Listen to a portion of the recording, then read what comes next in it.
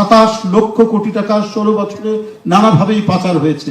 জিনিস কেনাকাটার নামে, আপনার মেগা প্রজেক্টের নামে নানাভাবেই 27 লক্ষ কোটি টাকা পাচার করা হয়েছে। তো এর জন্য জনমানুষের ভিতর কি ক্ষোভ তৈরি হয়নি? প্রচন্ড দ্রোহ তৈরি হয়নি? আমার টাকা, আপনার টাকা, জনগণের টাকা, এই টাকা শেখ হাসিনা নিজের স্বার্থে ব্যবহার করছে, তার দলের স্বার্থে ব্যবহার করছে, তার পরিবারের স্বার্থে ব্যবহার করছে। তাকিয়ে তাকিয়ে আমরা দেখছি। এর জন্য কি মানুষের মধ্যে ক্ষোভ তৈরি হচ্ছে না?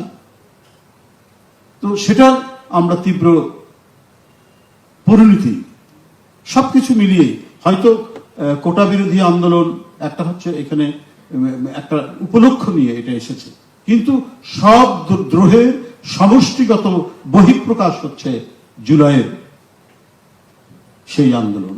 15ই আগস্ট এবারে গেছে, অনেকে দিয়েছেন, বিভিন্ন পোস্ট দিয়েছেন মহামানব বলে শোক জানিয়ে, করতেও পারে।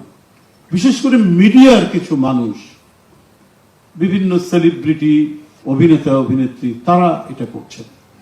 আমার কাছে অবাক লাগে যে পৃথিবীর সবচাইতে সেন্সিটিভ অনুভূতিশীল মানুষ হচ্ছে যারা মিডিয়ার সাথে সম্পর্কযুক্ত থাকে, যারা হচ্ছে অভিনয় শিল্পের সাথে সম্পর্ক থাকে, যারা কবি সাহিত্যিক, তাদেরকে প্রথমেই নাড়ায়, কারণ তারা অত্যন্ত অনুভূতিশীল মানুষ হয়।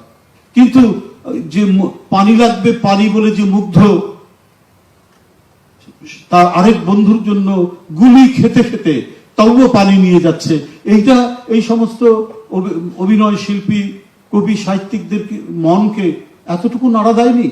আমি বলবো যে জনগণের মধ্যে নয়, এই সমস্ত তথাকথিত কবি সাহিত্যিক শিল্পী, অভিনয় শিল্পী, তারপরে আমরা সাংস্কৃতিক ব্যক্তিত্ব বা সংস্কৃতির চর্চার সাথে, শিল্পের চর্চার সাথে যারা থাকে, এরা বোধহয় তাদের ওই অনুভূতির জায়গাটা বিসর্জন দিয়েছে।